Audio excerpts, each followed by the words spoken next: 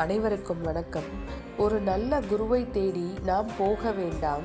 நம் கடமைகளை நாம் சரிவர செய்யும் பொழுது, அமைதி மற்றும் அன்பு, கருணை மற்றும் மன நிறைவோடு நம் கடமையை செய்யும் பொழுது, எங்கிருந்தோ அந்த குரு தன்னை தானாக வெளிப்படுத்தி கொள்வார். திருவருள் அதை ஏற்பாடு செய்யும். அவ்வாறுதான் மாணிக்க வாசகருக்கு சிவபெருமான் குருவாக அவரை வெளிப்படுத்தி அவரை ஆட்கொண்டார். அது எப்படி என்பதை பற்றி நாம் இப்பொழுது காண்போம். மதுரையில் இருந்து 25 கிலோமீட்டர் தொலைவில் உள்ள திருவாதவூரில் பிறந்தவர் மாணிக்க வாசகர், மணிவாசகர். தமிழை படித்து கற்று தேர்ந்தவர். தினமும் சொக்கநாதர் மீனாட்சியை கும்பிடுவதற்காக அரசர் கொடுத்த முதலமைச்சர் பதவியை ஏற்றுக்கொண்டார். மதுரை திருப்பெருந்துறையில் குதிரை வாங்குவதற்காக சென்றார். அங்குதான் சிவபெருமான் அவரை ஆட்கொண்டார். முதலில் நாம் சின் முத்திரையை பற்றி தெரிந்து கொள்வோம். மன அமைதி கிடைக்க உதவும் முத்திரை தான் சின் முத்திரை. நம் கையில் 5 விரல்கள் இருக்கின்றன. முதலில் இருப்பது கட்டை விரல். அதை பதி என்று கூறுவர். இது மற்ற விரல்களோடு சேராது, இறைவன் தனியாக இருப்பது போல் இருக்கும். இரண்டாவது விரல் ஆள்காட்டி விரல். எல்லாரையும் சுட்டி காட்டுவதனால் இதற்கு ஆள்காட்டி விரல் என்று பெயர். இதை பசு என்று கூறுவர், ஆன்மா. அடுத்து 3 விரல்களும் மிக உத்தமர்கள். நடுவிரல் ஆணவமலம், தனிப்பட்டு செயல்படாது.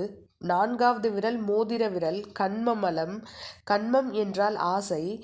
பிறவி வருவதற்கான காரணம் ஆசைதான். அடுத்த வினாடி என்ன நடக்கும் என்று தெரியாத இவ்வுலகில் நமக்கு கோடான கோடி ஆசைகள் மட்டும் இருக்கிறதாம். அடுத்ததாக கடைசியில் இருப்பது சுண்டு விரல், மாயை என்று கூறுவர். கணவன் மனைவி என்ற மாயையை தெரிந்து கொள்வதற்கு பயன்படும் விரல். வாழ்க்கையின் நிதர்சனத்தை பற்றி புரிய உதவும் விரல். சிவபெருமான் சின்முத்திரையில் அமர்ந்திருக்கக்கூடிய ரூபமே தட்சிணாமூர்த்தி ரூபம். அவர் அந்த ரூபத்திலே குருவாக ஆலமர கடவுளாக அமர்ந்து வாதவூராரை கூப்பிட்டு எனக்கு சிஷ்யனாக இரு என்று உபதேசம் செய்தாராம்.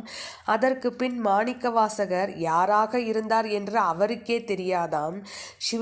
மாணிக்க வாசகர் சிவபெருமான் மீது பித்தாக தெரிந்தாராம். அதை அவர் என்னை பிச்சேற்றி ஆட்கொண்ட பெருமாள் என்று அழகாக பாடுகிறார்.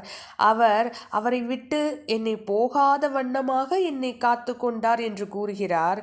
இவ்வாறு மாணிக்க வாசகர் அழகாக கூறுகிறார். அதற்கு பின் அவருக்கு நிறைய ஞானம் கிடைத்ததாம்.